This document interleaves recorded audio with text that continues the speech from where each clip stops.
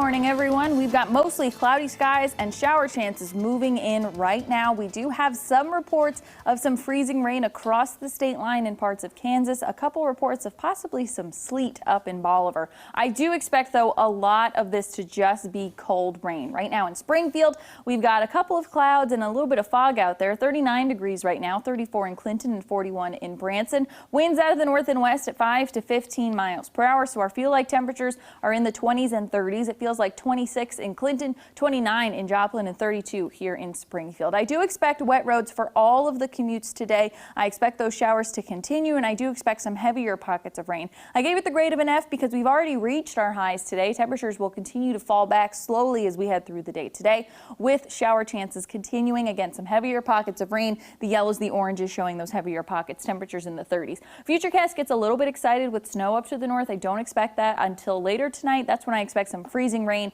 some freezing drizzle possible, and that's where a winter weather advisory is in effect. Otherwise, cold rain for the rest of us. That winter weather advisory starts tonight at 6 and goes through 9 o'clock tomorrow morning, so you want to use caution, leave extra time, take it slow. Bridges and overpasses, I think, are going to be the slickest spots as we head throughout the day or throughout the morning hours tomorrow. So we've got those shower chances today and tomorrow with cold rain for most of us. That winter weather advisory from 6 o'clock at night through 9 o'clock tomorrow morning. Take it slow. Tuesday morning, rain chances do continue as we head into Wednesday and Thursday. We'll be a little bit warmer with a warm front coming in, bringing in those 50s. Then by this weekend, a whole lot of sunshine and 60s for Halloween Day. We do want to bring you around the region now. One person was killed and 3 others injured over the weekend after their boat hit an object in the water on the Osage River. 46-year-old Chad Boswell of Arma, Kansas, died after being thrown from that boat. The crash report says the object was submerged in the water, and after the collision, the boat began flooding, and all 4 people were ejected from there. The driver of the boat is in serious condition. 2 others are listed with minor injuries.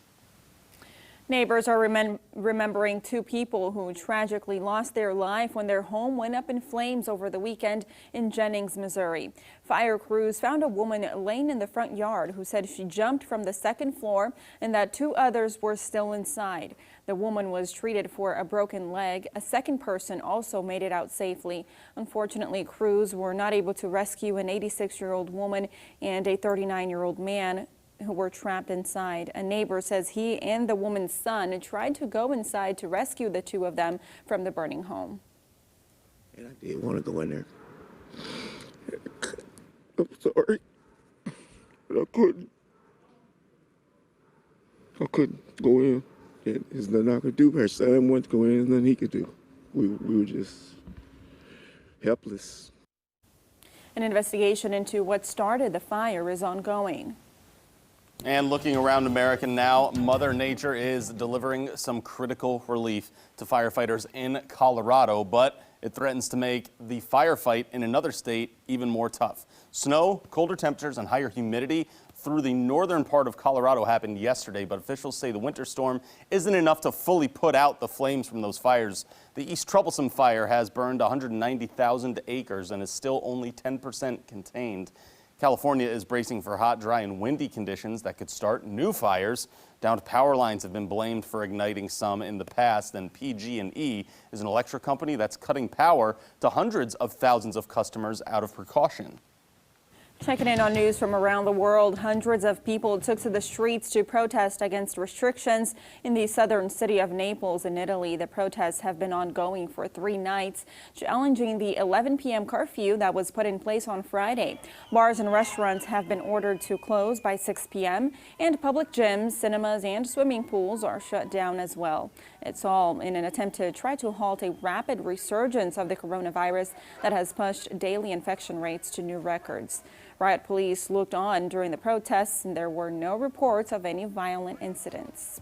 In Spain, Barcelona police deployed 160 officers overnight as a new curfew went into effect Sunday evening. Authorities say they're going to focus on educating the public about new measures as the countrywide state of emergency has been introduced due to this. Police patrolled the streets into the early hours from that, and the state of the emergency, which will still need approval from Parliament, is going to last 15 days. It requires all regions except the Canary Islands to impose a nighttime curfew and limit the number of people allowed to meet together to just 6. In COVID-19 news, back here in Missouri, drive-through testing in Marshfield today will be moving locations.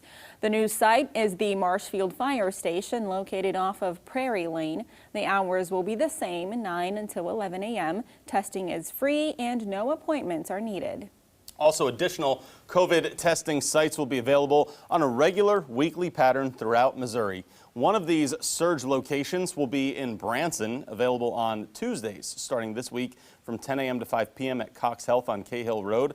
Testing at the surge locations is available to anyone. You don't need to be a resident in the city or the county of the site in order to get that test. You'll be able to get your results as well in about 3 to 5 days. Now, some experts have recently said that common mouthwashes might have the potential to reduce the spread of the coronavirus. Nyjah McDonald is in studio. She looked a little more into this study and brings us what she found. Nyjah, good morning.